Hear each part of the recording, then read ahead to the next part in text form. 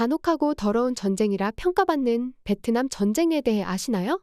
베트남 전쟁. 베트남 전쟁이란 베트남 민주공화국과 베트남 공화국 사이 일어난 전쟁을 말하는데요. 제2차 세계대전이 끝이 나고 제네바 협정을 통해 베트남이 남북으로 나뉘며 임시휴정에 들어가게 됩니다. 이 당시 남과 북은 2년 후 총선거를 통해 베트남의 운명을 결정짓기로 하지만 막상 2년 뒤가 되자 북베트남에선 영웅이라 불리는 호찌민이 있지만 남베트남에선 내세울 인물이 없었고 남베트남을 지지하던 미국이 이를 제지하며 결국 총선거는 무산되는데요. 하지만 남베트남의 공산주의자들은 자체적으로 무장투쟁을 시작하고 처음에는 북베트남에서도 쉽게 제압될 줄 알았지만 생각보다 쉽게 제압되지 않았고 북베트남 지도부에서도 점점 무력 통일에 대한 가능성이 보였는데요.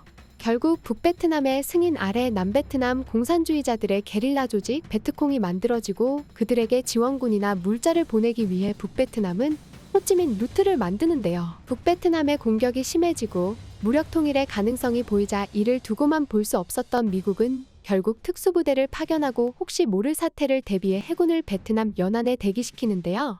하지만 이게 전쟁의 서막을 알리고 말았죠. 1964년 8월 2일 일명 통킹만 사건. 북베트남 통킹만 연안을 순찰하던 미 해군 구축함이 북베트남의 공격을 받고 미국은 이걸 빌미로 북베트남의 무력 통일을 막기 위해 전쟁 참여를 선언. 이에 질세라 북베트남은 미국이 본격적으로 개입하기 전에 승부를 보기 위해 총공세를 퍼붓기 시작하는데요. 미국은 남베트남을 북베트남으로부터 구출하는 데는 성공하지만 베트콩의 완전 박멸은 불가능했는데요. 미국은 호찌민 루트라 불리는 정글을 없애기 위해 고엽제 같은 제초제를 사용하기 시작하며 민간인들에게까지 피해를 주기 시작합니다. 아군과 적군, 민간인까지 피하식별할 수 없자 미국은 극단적인 선택을 하게 되고 미라이 학살과 같은 양민학살이 일어나게 됩니다. 인근 마을 주민까지 학살하며 총 500여 명의 사망자를 낸 사건이었죠. 이 사건 이외에도 빈호아 학살이라고 하여 한국군 해병대인 청룡부대가 빈호아라는 지역에서 베트콩을 사살하기 위해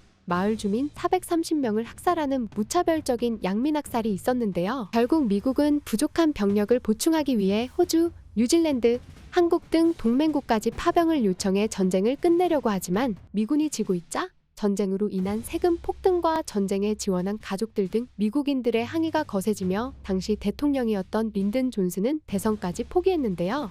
이러한 여론을 인식하기라도 한 듯 다음 정권을 이어받은 리차드 닉슨 대통령은 베트남에서 발을 빼기로 하며 1969년부터 점점 미군을 철수시키다가 1973년 파리 평화협정을 기점으로 남베트남에서 완전 철수를 하게 됩니다.